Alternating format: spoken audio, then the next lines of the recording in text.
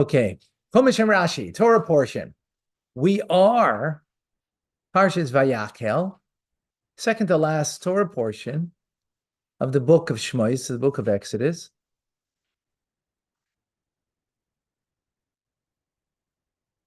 And we are third reading, chapter 35, verse 30. Vayomer Moshe, and Moshe said, Moses, as some people translate, we'll keep to Moshe. All right, we'll keep Yes. Okay. El Bnei Israel, to the children of Israel, he spoke, Re'u, see, Kara Hashem, Hashem has called, B'Shem Betzalel, in the name of Betzalel ben Uri, the son of Uri, ben Hur, the son of Hur, Lamata Yehuda, from the tribe of Yehuda. Rashi, Hur, and Rashi says, Hur, Menashe Miriam Haya. He was rather, Miriam's son, right? So Miriam was her great-grandmother, was his great-grandmother, right? The Yimaloi Oisei, and he filled him. Here it translates imbued, but the word male means to fill. Yeah, to imbue is to fill, right?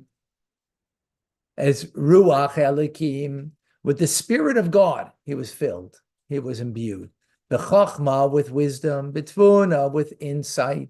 B'das, with knowledge. B'chol malacha, he was imbued with this for all of the workmanship that he was to engage. He was the head of all of the building of the Mishkan, of the sanctuary for God, of God. Right? Verse 32, Belachshe machshavas laseis bizav v'kesav v'nachayishes. And here's so it's interesting. So the word the word is chashav. Chashav means to think, right? Thinking is where you master, in a sense, right? So it translates here, master weaving, to do, to work, right? So lachshe machshavos, to think thoughts, meaning to, in the context, means master weaving. See, one second. Or artistic design, if you will, to make with gold, silver, and copper. Of a chareshis evan, and chareshis evan is stones, a craft of a stone. Lemales, to the setting stones, right? Male, the word male again means to fill, right? They're called stones that were in a setting, because they're in a setting means that there's a hole. In order to put it into the setting, that's the filling, right? As it were. V'chareshis eights, and craft of wood. Lasos and malachas machshaves, to do all kind of thoughtful. You see here he uses the word thoughtful, right? It's the same in the last verse. It was also machshava. I'm just showing you the root word so you can understand the Hebrew, so you can learn from the language, right? And here he translated thoughtful work.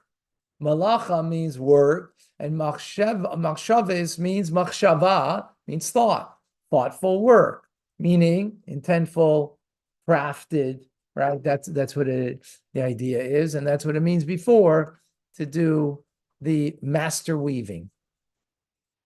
34. Olahires nasam belibai, and to teach. Lahiretz means to teach. Nasam belibai, God put into his heart. Who? To him. Who's him? Who's him? Betzalel, right? Betzalel, yeah. Right? The Aliyav, and now he's adding someone, and also Aliyav ben Achisamach Lamatidan, who's the son of Achisamach, and he comes not from the tribe of Yehuda, but he comes from the tribe of Dan. Okay? 34 in Rashi, the Aliyav, Misheva Dan, he comes from the tribe of Dan, Mina Yerudim Shebishvatim, of the lowest of the tribes, Mibnei Ashvachas, they come from the sons, they are sons of the maidservants. And Hashem made him on the level of Betzalel with regard to the work of the Mishkan. Who was one of the greatest of the tribes, right? Yehuda is of the greater tribes, right? That comes from Leah. Dan is coming from the maidservants, right? Lower tribes, but yet the verse is coming to say over here that God is equalizing him, right, in his greatness. This fulfills what it says. It says in Job that the nobleman does not recognize the head of the pauper. Wow, interesting. In other words, not to make a distinction between the prince and the pauper, right? Usually make a distinction. Here, Torah wants not to make a distinction, right? How's Rashi get that out of these words? I'm curious. I don't see it exactly. Not exactly clear, because I guess, why not, what's bothering Rashi that he has to make this comment over here? Not clear. Okay, 35. God filled them, imbued them with the wisdom of the heart. Lasais, to do kol malachas, harish, to do all the crafts work of a craftsman. V'chayshev, malachas charash. That's all types of work of a craftsman, and and masterwork, and also reikim is embroidery. Listen, the embroidery is with blue wool, bargamon and purple wool, b'selash shani and crimson wool, ovashesh and also linen, right? So 4 different types of materials, right, to do embroidery. And also that of a weaver. So there's embroidery work that's the work of a weaver, for those in any manner of the master weavers. Okay. Verse number 1.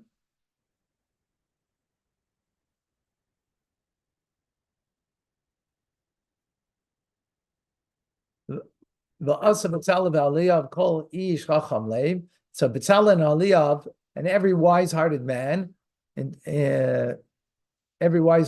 called ish chacham leib, means every person that had a wise heart, right? In other words, they're imbued with wisdom in their heart.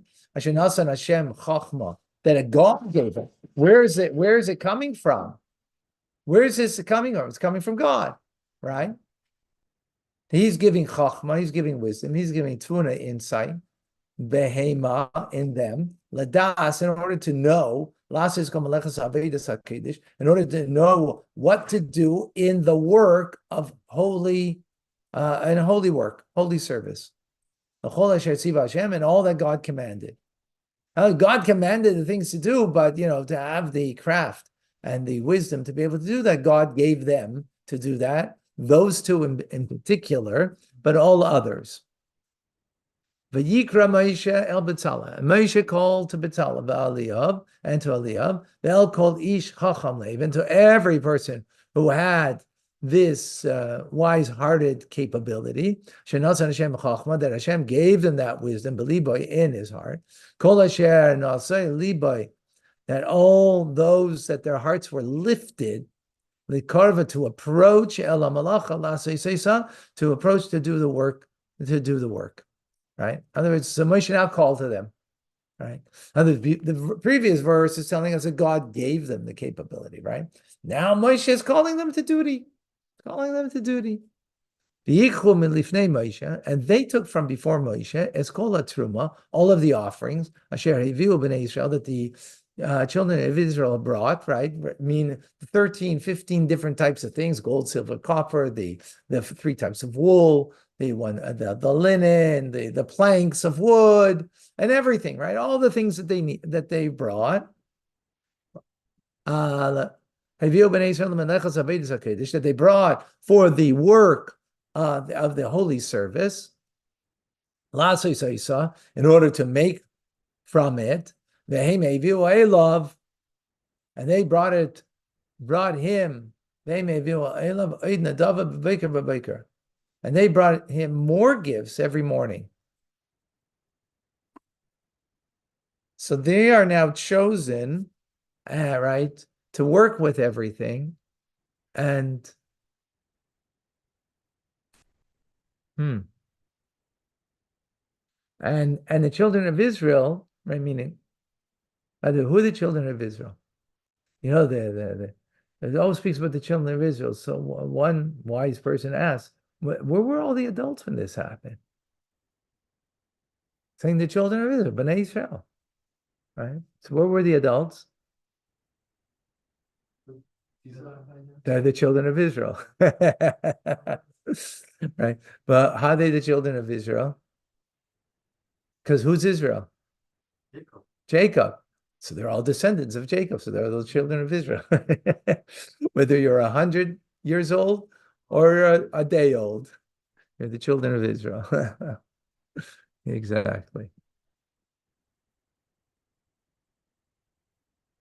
So they were bringing every morning more stuff. The children of Israel.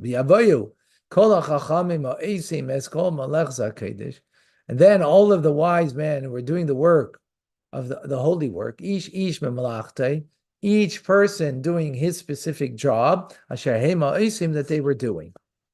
Verse number 5. And they said to Moshe, Lamor, saying, Marbim ha'am. They spoke to Moshe. In other words, these craftsmen, right, who had the spirit of Hashem in them, right, they came to Moshe now and said, because they were taking the materials, right, and working on it, right? So they said, Marbi ma'am lahavi. The people are bringing very much, midday, too much. They brought more than enough for the work with the articles that Hashem has commanded us to do, to work with. Midei aveda, more than enough for the work. More than was necessary for the work. Others, they had extra, right?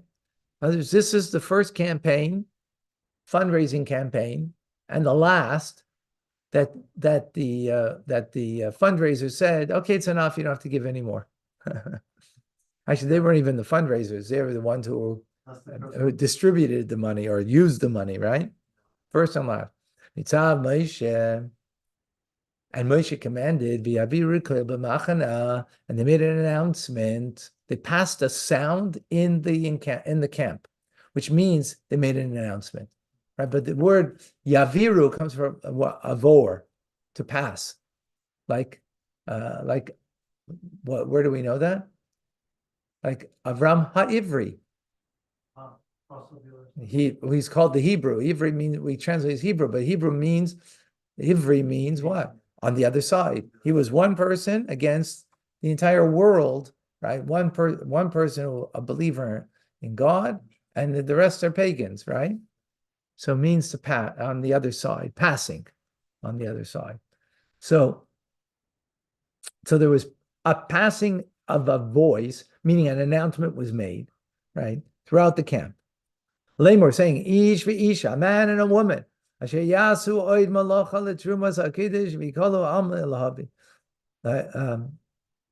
a man and a woman, al yasu, don't do anymore.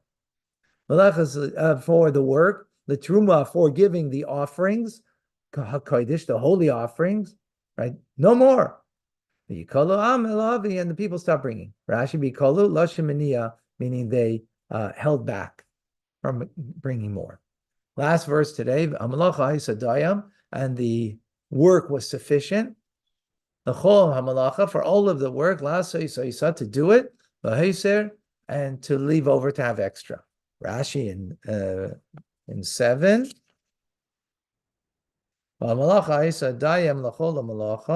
And the work was sufficient for them for all the work.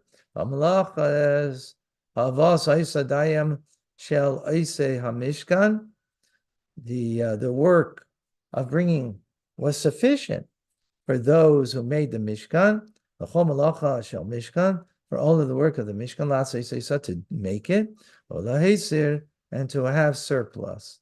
Dayam was sufficient. Lashon Rabim. It's an expression, third person plural. Right, and there was surplus, there was extra. Similar to, and it kept hardening his heart. V'halkes is Moab, as in the phrase, they smit Moab. Okay, let's see from the Rebbe's Sichas. You want to wait? We're going to see. Okay. See if the Rebbe has something to add from what we learned today. Yeah.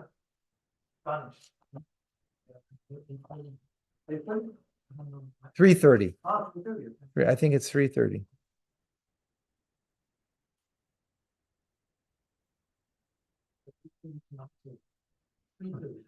No. Yeah. Oops. The parties are saying they're sending our land.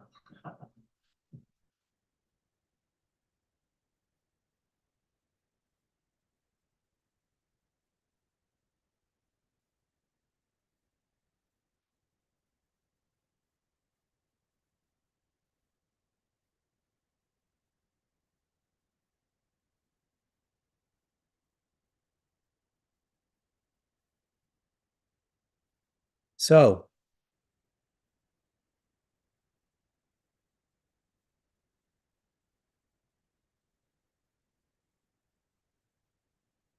the verse says,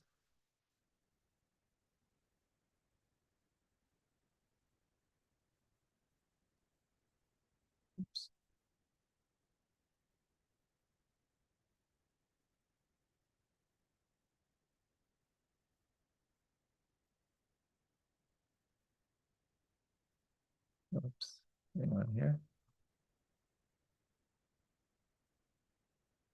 There we go. So the verse says, in verse 30, right?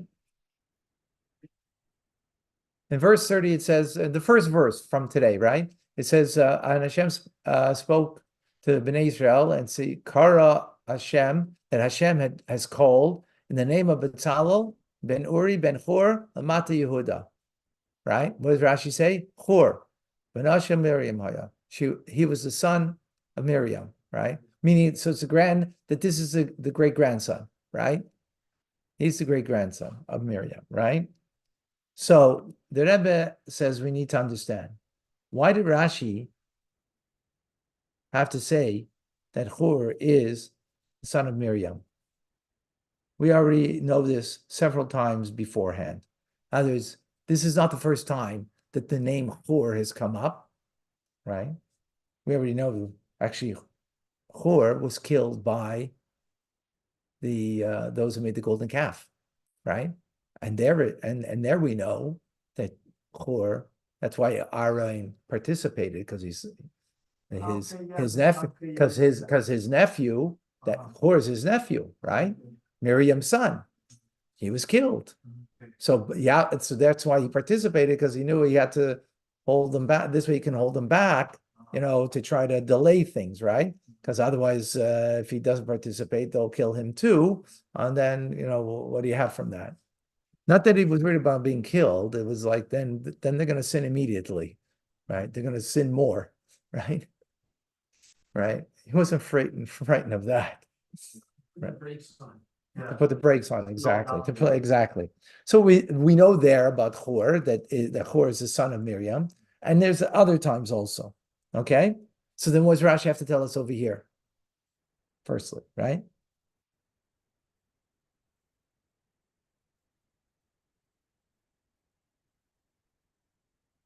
And if it's necessary, we already have Betzalel mentioned in last week's parsha, right? That Betzalel is the son of Uri, the son of Hur. There he doesn't say that he's that Hur is the son of Miriam. Why not the first time that he's mentioned? So mention it there, not here. It's not the first time that he's mentioned Betzalel, right? She mentioned last week. So the Rebbe says we can answer is he's not answering it in the simple explanation, but al derech hadrush, meaning the homiletic, the expounded explanation. Okay. that the name of Hor here in Moshe calling to Bnei Israel, right? Because what is he doing? He's speaking to the children of Israel now, right? It's that itself that he's mentioned Hor over here, that itself is a question. What's the question?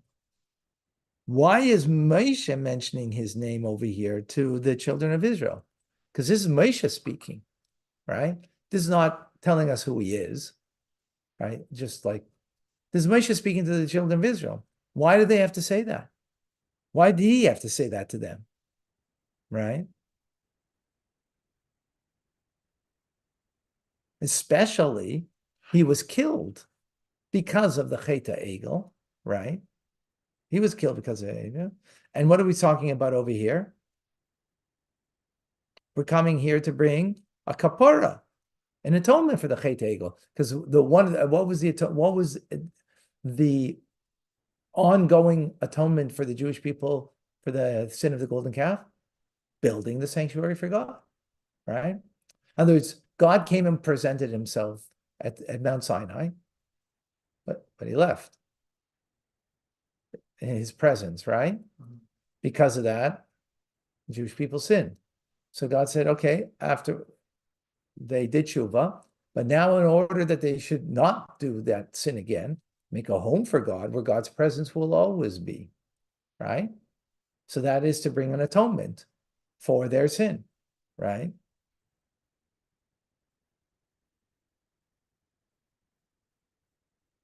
The building of the Mishkan itself. One second.